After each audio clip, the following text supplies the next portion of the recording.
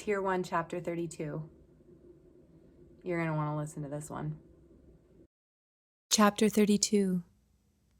Nick stays the rest of the evening with us, even offering to pick up the boys from conditioning so I can finish my work. Tal and Bentley walk in the door laughing, and the sound makes me cringe. I am going to have to crush that silliness by prepping them for our meeting tomorrow. Tomorrow, I think, and my lungs refuse to breathe. Their worlds are going to be rocked. Tomorrow. I consider asking Nick to leave, but realize it might be helpful for him to see and hear the boys' reactions. After dinner, I ask them all to join me in the living room. Tal immediately stretches out on the couch, tempting Bentley to jump on him, which predictably causes a commotion. Once they are settled on opposite sides of the couch, they are still. The busyness of the day finally seeming to sink into their small bodies. Bent, Tal, do you remember what we are doing tomorrow? I ask. Yep, says Bentley excitedly. We get to meet with Dad. I still don't know why we have to have an official meeting, Tal mumbles. I think you will understand more tomorrow, I say.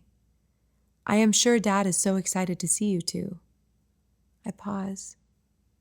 We are also going to meet with the doctor at some point after the meeting. Why? Asks Tal. We already had our annual checkup and scans.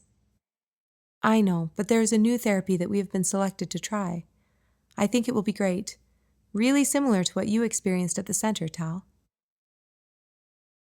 I called Sherry earlier, and she walked me through the reversal therapy process. The first treatment should be fairly quick and simple, but also very helpful after our meeting. It will soften the blow for the boys. I made their appointment, still refusing to do so for myself. Do you have any questions? I ask.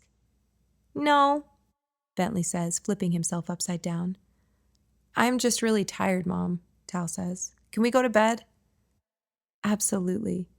We have a long, exciting day ahead of us. Run, brush your teeth, and I will come tuck you in.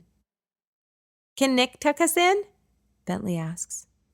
I look at Nick and see him smile, obviously honored. Sure, I say.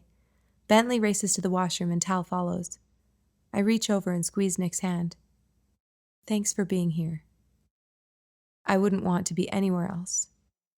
He cups his hand around my face and gently kisses my lips. Every nerve response in my body is heightened, and my lips tingle. My head spins at the unexpectedness of it. Nick, we are ready to be tucked in, Bentley yells. They must not have brushed for the requisite 2 minutes, but I decide to let it slide. Nick stands, quite enjoying the stunned look on my face, and walks down the hall. I hear his voice waft down the hall the words of a familiar bedtime story, and smile. We will be okay. This will all be okay. I force myself to get up and clean the rest of our dinner mess, but all I want to do is sit there, feeling. About half an hour later, Nick returns to the kitchen as I am just finishing up.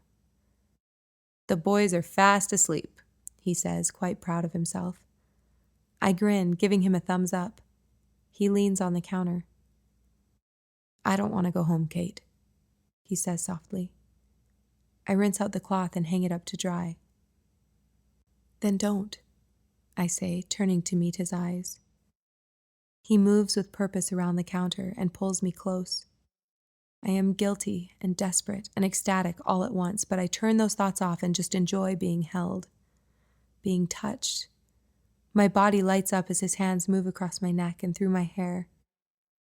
He doesn't kiss me softly, and I am more than okay with that.